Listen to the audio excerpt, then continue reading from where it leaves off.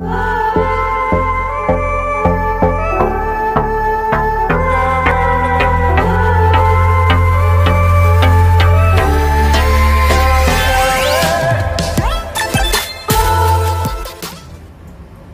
morning guys, kumusta po kayo? Ako nga po ulit si Fred ng Graceman Auto Glass and Aluminum Supply. Ngayon po ay isi-share ko naman po sa inyo yung mga iba't ibang style na pwedeng gawin sa aluminum and glass. Marami po kasing walang idea na pwede po palang gamitin yung aluminum sa ganitong parte, yung glass sa ganitong area, yung di ho natin na-expect na mga pwede ho nating ikabit sa ating bahay, pwede naman pong gawin na gamit po ang aluminum at glass. So yun po, sana makatulong po ito. I-share ko din po sa inyo yung mga tips para maging aware kayo doon sa mga hindi nyo dapat ipakabit at hindi nyo dapat gawin sa inyong bahay, para less intindihin at less maintenance na din po, kasi napakahirap po talaga na mag-maintain, na lalo na pagtapos na yung bahay mo, tapos after ilang months lang or years magpapagawa ka ulit dahil nasira yung ganito, nabulok yung ganito. So i-share po sa inyo, bibigyan ko po kayo ng konting tips para at least maiayos na po yung dapat na iayos, para iwas stress po, iwas abala, kasi napakahirap pong magpagawa ng bahay kapag may gumagawa, marami yung kalat. So ang hirap po. So sana makatulong po ito sa inyo at sana po magustuhan ninyo. Sa mga hindi pa po pala nakapag-subscribe, paki-subscribe nyo na rin po yung aking channel para at least po sana may mapulot din po kayong mga aral. Yan, ito po yung aming sliding door sa third floor ng aming bahay. Ito po ay green reflective glass. Ang ginamit ko pong frame dito ay super white. Yan po, bali kung mapapansin nyo, yung reflective glass po ay hindi nyo po siya makikita sa loob kapag po umaga, pero marami pong hindi ko kasi nakakalam dyan. Pag sinabi po nilang ang in-expect po nila ultimo po gabi, hindi mo makikita sa loob. So yun po, marami pong nagkakamali sa ganun. Once po kasi sa gabi nagkaroon po ng ilaw sa loob, nagkaroon po ng liwanag, natural po pagkagabi nagbubukas tayo ng ilaw. So ang nangyayari po, yung liwanag sa loob natatalo na po niya yung liwanag ng buwan sa gabi. So ang nangyayari po, hindi nyo po nakikita yung labas, kitang kita naman po kayo sa loob. So ang maganda lang pong gawin dyan, kailangan po maglagay din po kayo ng ilaw sa malapit sa tapat po ng bintana or door na kung saan po mayroon po kayong reflective glass, nang sa ganun nakukontra po niya yung liwanag. So para hindi ho kayo makikita sa loob basta-basta. So yan po, ganun din po ang pinakabit ko po doon sa aming mga bintana. Ayan po, pasensya na po kayo roon sa aming panlinis, nakakalat po. Ayan po yung aming bintana. Yan po yung design. Isa pa pong pinakabit ko dito sa aming bahay, yung canopy, glass canopy po yan. Yung frames po nyan, aluminum din po yung ginamit ko na frames. Actually po, sa totoo lang, hindi po lahat pwedeng gamitin aluminum. Marami pa rin po namang hindi po pwedeng keso ganito aluminum hindi nabubulok, kaya ito na ipapalagay ko. Siyempre po, iano pa rin po natin safety. Kung kinakailangan hindi aluminum ang gamitin or glass, wag po natin ipilit, kasi baka po magkadisgrasya pa po. So yun, ang ginamit ko po dyan ay green glass, dark green glass, tempered po siya. Hindi po siya pwede ho na ordinary.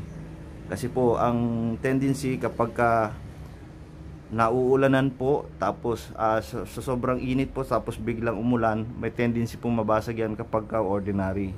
So yan po, pinakabit ko lang po yan para may protection po yung hindi po siya masyadong nababasa po yung door. Kahit po nakabukas po yung screen, hindi po basta-basta makakapasok po yung tubig kapag yung ambon po na ulan.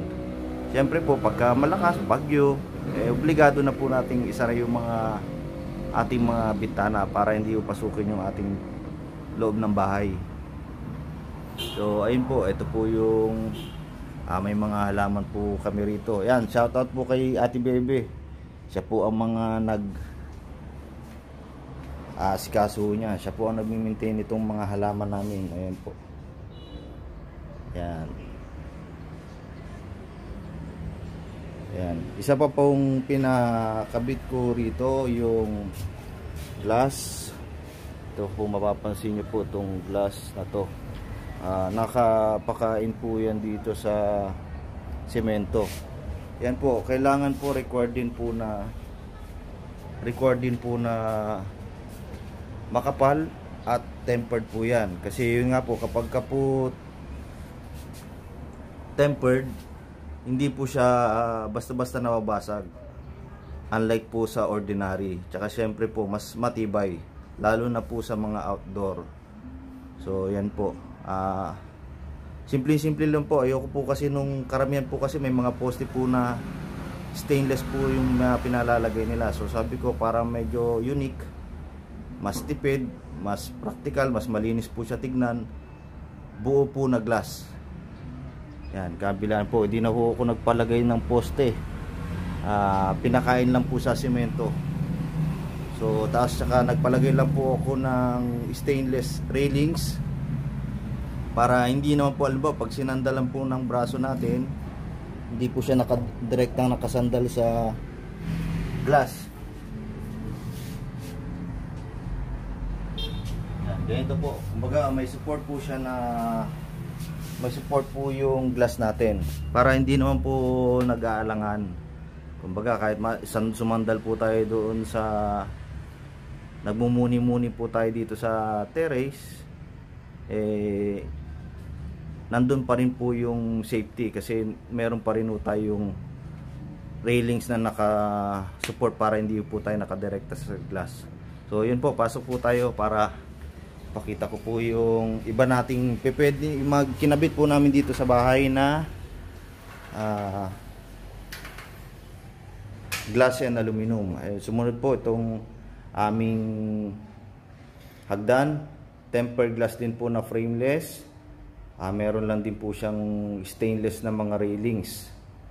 Ayan po, kita nyo, para at least hindi po siya magulong tignan. Kumbaga simple lang po, malinis lang po siyang tignan.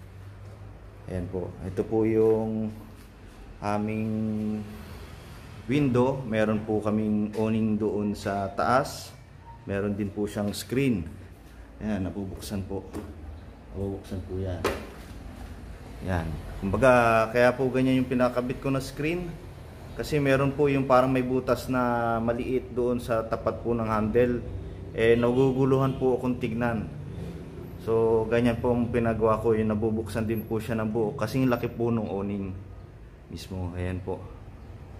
Yan po. Ito po ang effect po ng reflective glass para pong clear lang din po siya. Ayan. Ayan po yung effect niya. Dati po kasi, kanina po kasi nasa labas tayo, hindi po natin nakikita yung loob. So pag umaga wala akong problema, hindi ko kayo basta-basta makikita dito sa loob. Pero kitang-kita nyo po yung labas. Yan po yung mga awning natin. Para nilagyan. Ito po, fix lang po ito. Hindi po siya nabubuksan. Ayan. Para, sabi ko, kasi mababa po itong pader na pinagawa ko dito. Para mga 2 feet lang po mahigit ng konti yan. So masyado mababa. So pag ginawa ko po siyang sliding, baka pag may bata na magbukas, malaglag. So pinafix ko na po yan, pero meron pa rin po tayong hangin na pumapasok. Ayan po, sa taas. So kahit na hindi buksan to, kahit na nakafix na din po talaga yan, meron pa rin pong singaw kumbaga. Tapos po itong sliding door natin, ginamitan naman po natin siya ng aluminum na ito po, yung ampli mesh. Converted po yan kasi hindi po talaga yan yung kasama niyang screen. Mamaya ipapakita ko din po sa inyo yung kasama talagang screen ng section na yan. Kasi ang section po na yan yung 868. So yan po, double lock ko po yung lock nito. Ayan. Pero ayan po, meron po siya sa taas at meron din po siya sa gitna. Ayan. Ayan. Pero actually po, pagka tinatamad na po kami, isa lang hook lang po ang nailalak namin. Pero syempre, iba pa rin po pagka yung gumagana yung dalawa. Kasi yan po ang advantage naman po ng center lock. Hindi po basta-basta mabubuksan po ng mga magnanakaw. Unless po unlike po nung flash lock. Yung dito po sa gilid, yung tinataas lang po siya. Flash lock po ang tawag natin doon. Sa katagalan po kasi, pagka nag-loose po yung pinaka-hook nun, mabubuksan na siya. Kumbaga, alug-alugin lang po. Yun mo ang disadvantage po talaga ng flash lock. Lalo na po doon sa traditional. Meron po kasi tayo din mga heavy duty nun. So, pero mas effective pa rin po para sa akin ang center lock. So, yan po. Yan, kung makikita nyo. Meron po pala ako ngayon, papakita ko na rin po pala sa inyo yung headboard. Kaya po kasi nagpalit po ako doon. Mamaya papakita ko po sa inyo kung bakit ako nagpalit. Yan po kasi ang ginamit ko doon sa baba ay aluminum na din. Kasi yan po ang na-encounter ko. So sabi ko, mag-isip ako ng paraan na hindi na ako problema. So yan po, makikita nyo. Parang nabulok na po kasi pagka naglilinis, nababasa po ng tubig. So yan po yung kahoy. Yung palibot po yan, meron. Mamaya po ipapakita ko po sa inyo yung kinabit ko po doon sa ibaba. Ito naman po yung sliding window. Yun, makikita nyo, isa lang po yung pinakabit ko na center lock. Yan po. Ito po talaga ang kasamang screen. Yung ganito. Wala po siya nung katulad po nung kanina. Yung ampli mesh po, yung tawag natin. Ito yung screen niya. As in mosquito screen lang po talaga. So, ayan po. Ito po yung ampli mesh. Ulitin ko lang pong pakita po sa inyo. Yan. Yan. So, kaya po kinonvert yan kasi ang kasama lang po na screen yan yung ganun po. Ang kasama lang pong screen. Pero ito po dahil door, para gusto ko po maprotektan yung screen kasi baka mamaya pag hindi napansin, dire-diretso po yung tao na lalabas doon, masisira po yung screen natin. So yun, nagpalagay rin po pala ako ng yan, may blinds. May blinds din po tayo. Pakita ko na lang din po para yan. Yan, hindi ko na po siya isasaran buo. Ganyan po ang itsura niya. So pagka gusto po nating may liwanag po ng bahagya, yan, na-adjust po yan. Pwede nyo po siyang gawin na ganyan. So yan. Next ko po itong aming display. Ito po, makikita nyo, wood finish po siya. Makikita po nyo po siya, wood finish po yan. Aluminum din po yan. So nag-isip lang ako ng design na sabi ko medyo unique para hindi ko po siya masyadong nakikita sa kung saan saan. So ito po, nafo-fold po ito. Pag medyo ayaw nyo po siyang gamitin, tatabi nyo, tanggalin nyo lang po itong glass. Nahugot lang po yan. Kung makapansin nyo po ito, nagagalaw po yan. Ayan, nagagalaw. Tutupiin. Pag natupi po yan, nafo-fold lang po yan. Nafo-fold po ng isang diretso lang po siya. Tapos, syempre po, isi-safety nyo lang din po yung mga glass. Baka po, iiwalay po yan. Natatanggal po yung mga shelves na yan, yung mga glass na yan. So syempre po itatabi nyo, safety nyo po kasi baka po mabasag, baka po makalikot ng bata sa bahay ninyo, mabasag po. So naman po yung isa pong collection, lagayan ko po ng collection. So ito po yung frameless, tenor ko lang po yan kasi pansin nyo, meron po akong parang wood finish din po rito. Ayan, same po nandito. Kumbaga tinerno ko lang po yung kulay niyan.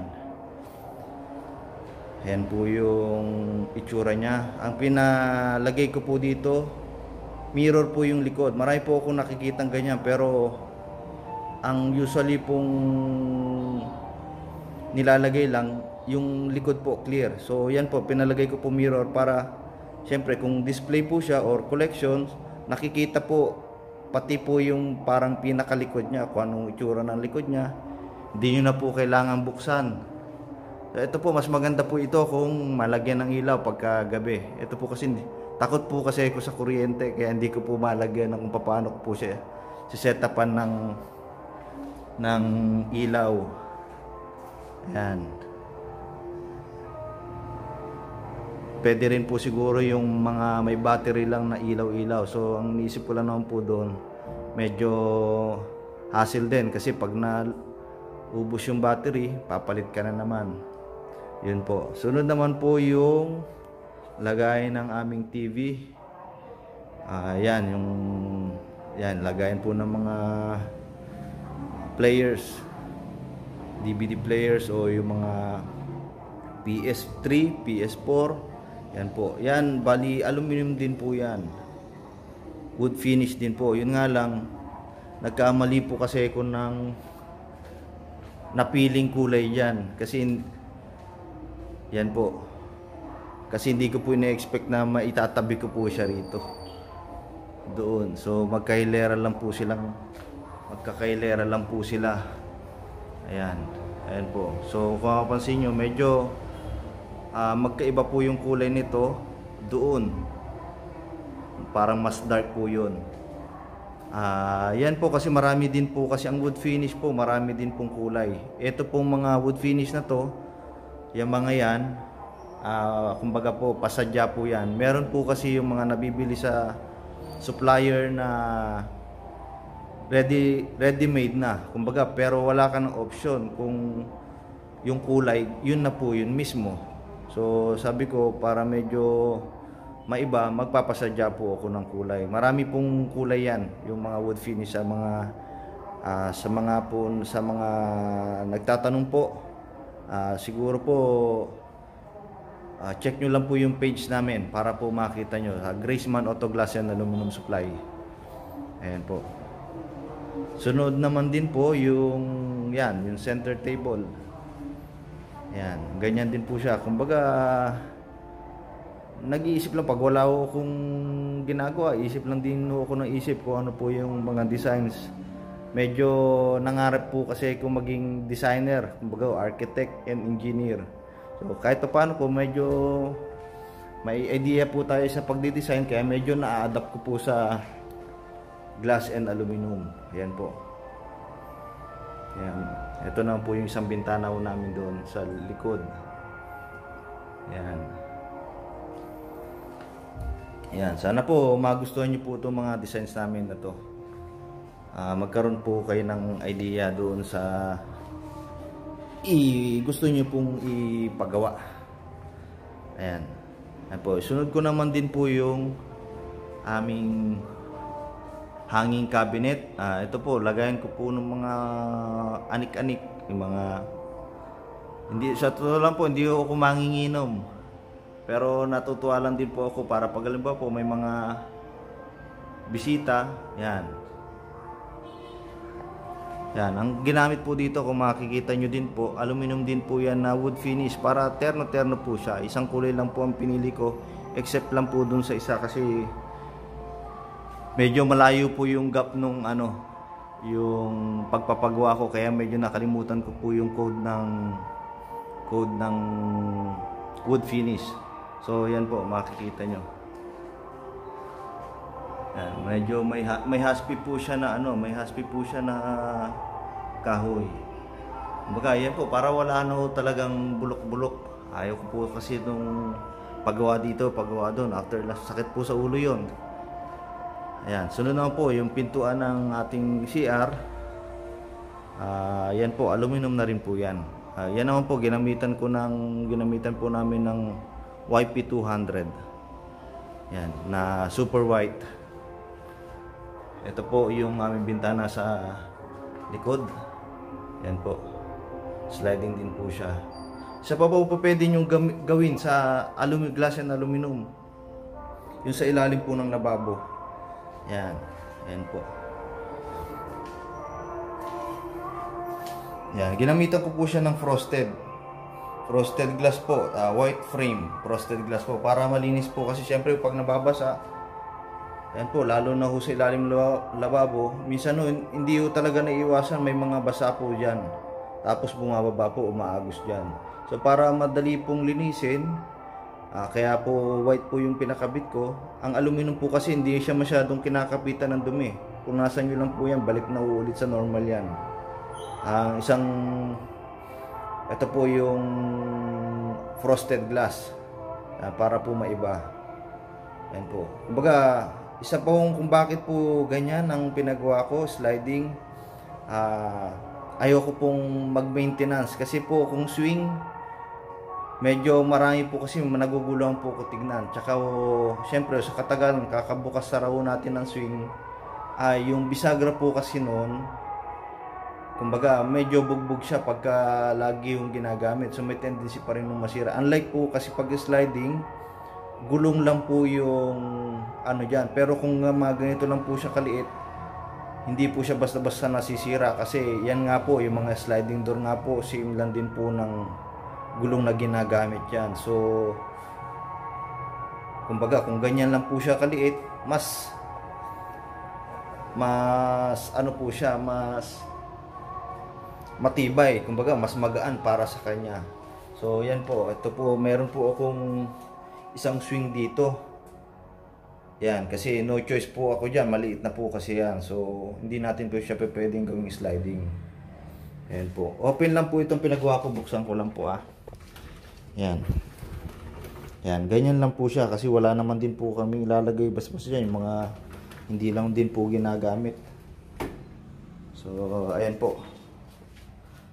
Yan. Ito po yung swing. Yan.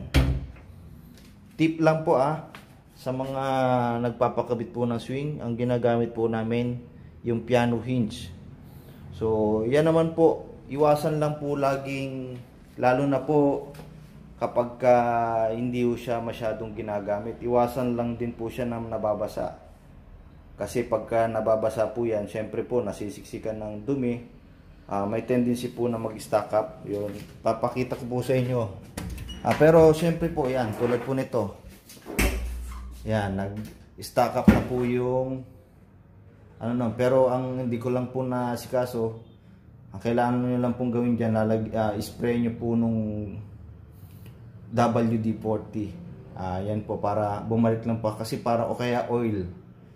Yan po, para bumalik lang po siya. Pero yan pong, yung mga piano hinge na yan, stainless po yan. Hindi po ako gumagamit ng ordinary.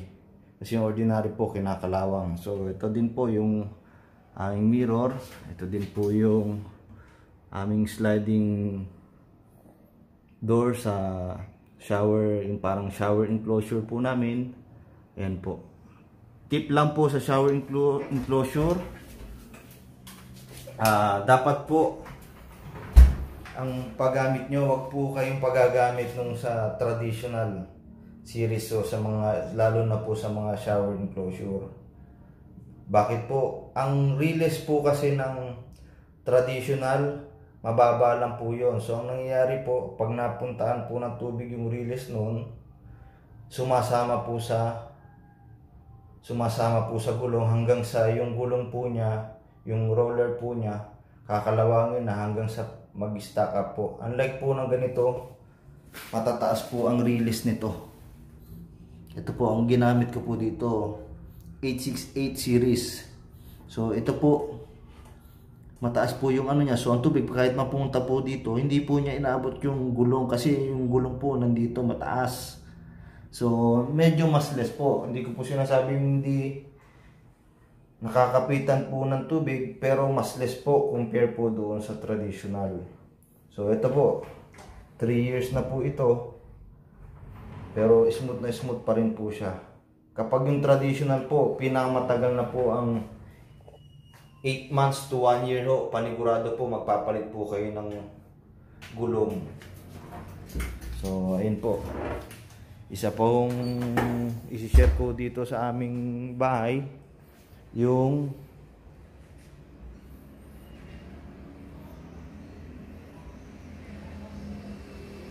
plant stand. Ito po, kumukuha lang din naman po ako ng idea doon sa mga nakikita ko sa Facebook. So yan, ina-adapt ko lang po into aluminum. Ayan, ayan, wood finish din po yan. Ayan, ayan, makikita nyo yung mga rivets po dyan.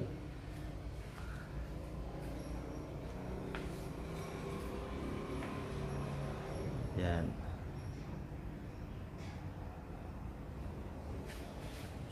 Sana magustuhan nyo po yung mga ginagawa kong designs at saka yung mga aluminum na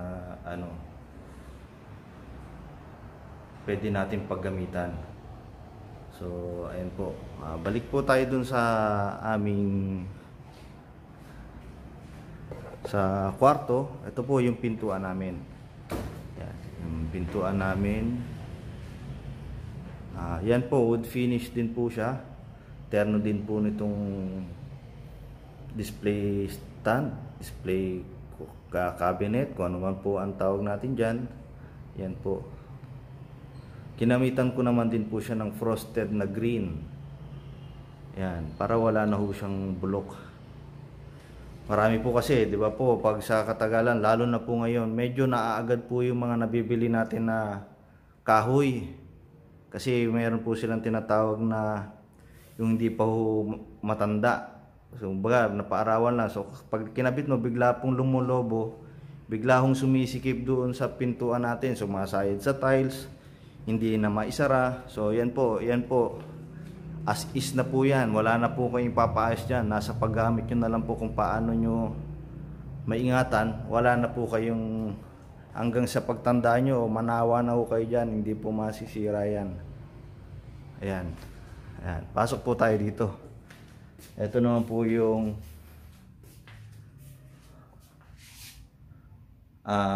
bintana sa kwarto na to.